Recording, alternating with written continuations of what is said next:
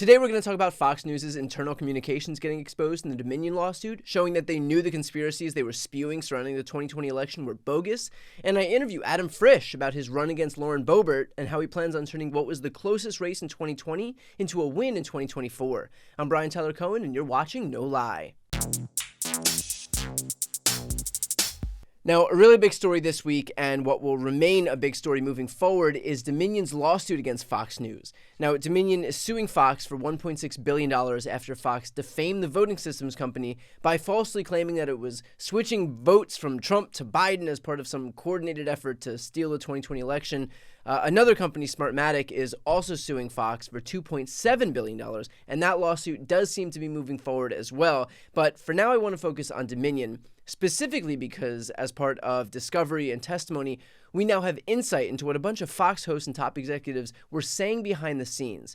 So according to a filing from the lawsuit, quote, "From the top down, Fox knew the Dominion stuff was total BS. Yet despite knowing the truth, or at a minimum, recklessly disregarding that truth, Fox spread and endorsed these outlandish voter fraud claims about Dominion, even as it internally recognized the lies as crazy, absurd, and shockingly reckless." So all this started when Fox News correctly called Arizona for Joe Biden. That sent Donald Trump into a tailspin, and so Fox's competitors like Newsmax and OAN capitalized on that and peppered the airwaves with what conservative audiences wanted to hear, which was that Arizona didn't go for Biden and that the election was rife with fraud, that Dominion and Smartmatic were flipping votes from Trump to Biden. Basically, any conspiratorial bullshit to explain away Trump's loss.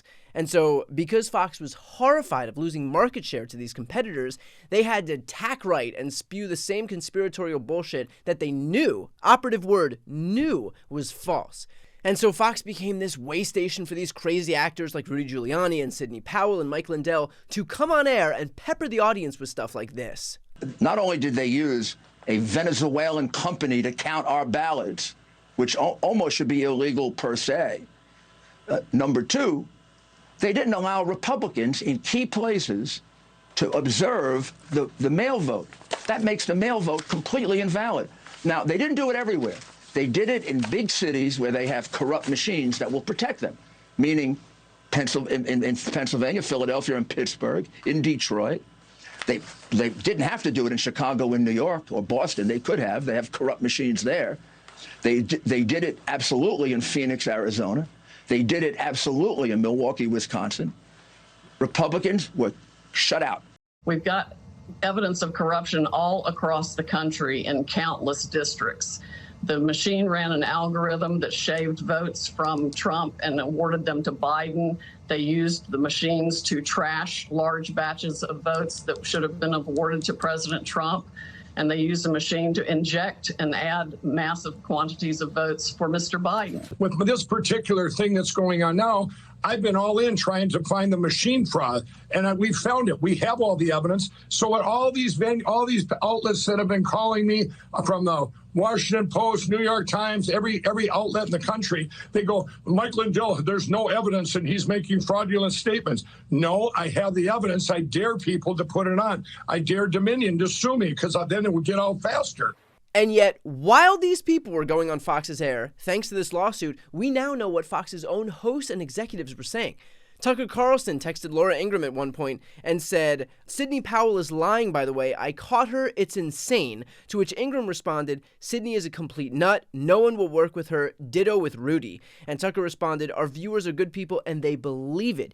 Meaning that he knew that the viewers believed the same stuff that he was currently condemning as bullshit.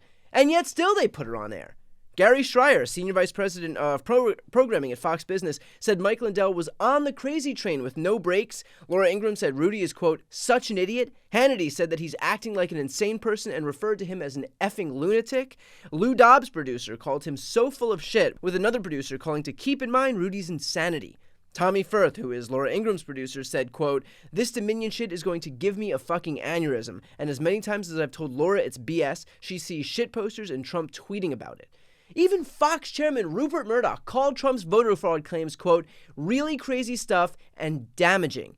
And CEO Suzanne Scott said, "terrible stuff, damaging everybody, I fear." She also said, "The audience feels like we crapped on them and we have damaged their trust and belief in us. We can fix this, but we cannot smirk at our viewers any longer."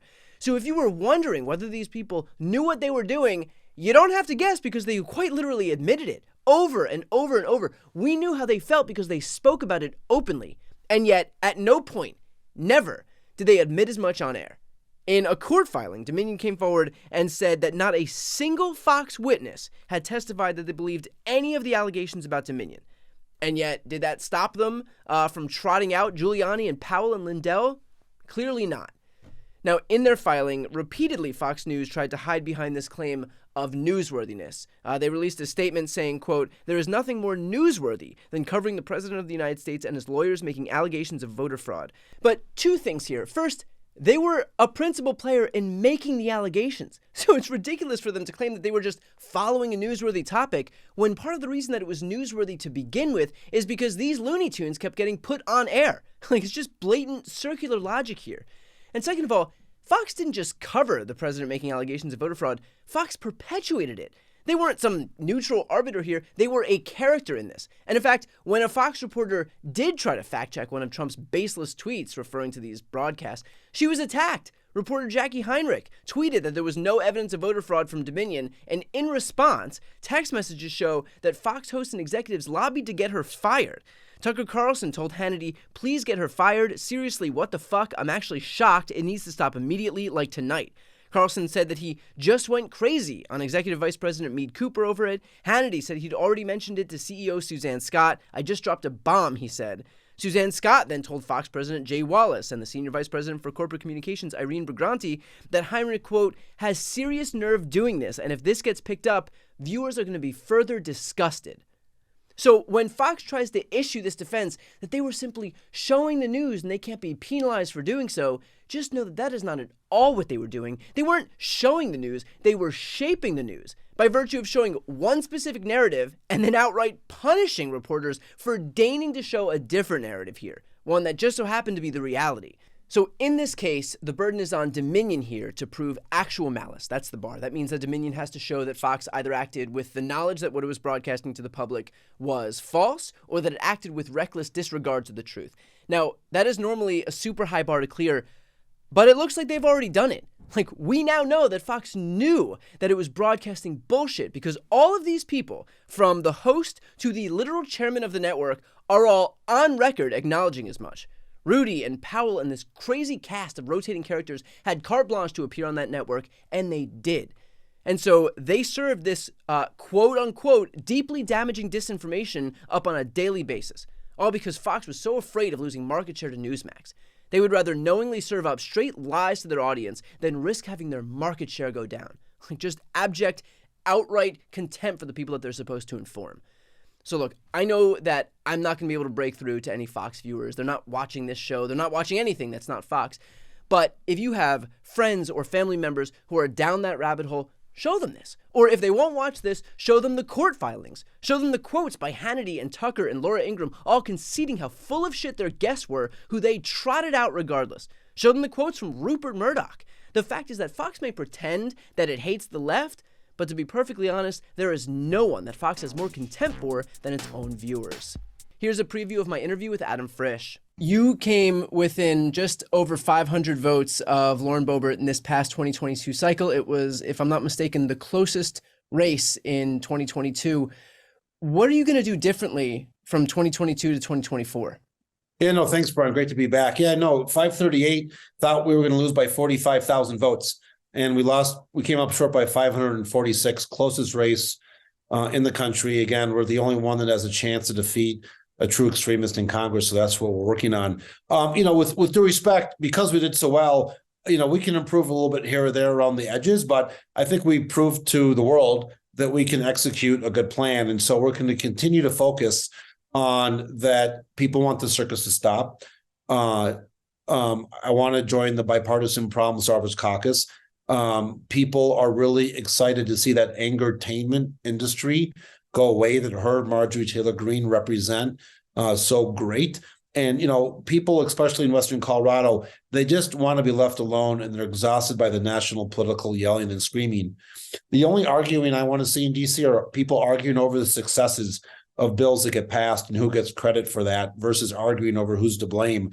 And so what we have now is the gift of time. Last time I announced in mid-February of election year, I had to get over a primary, respectful but tough. And basically I had from July to the start of November to introduce myself to a lot of people against a true brand name person, if you will. And now one of the reasons we want to get in this early in the game is we can just do that much better getting out in the field and meeting those people that we need to vote for us. Our district, half the size of Colorado, bigger than the state of Mississippi, bigger than 20 states.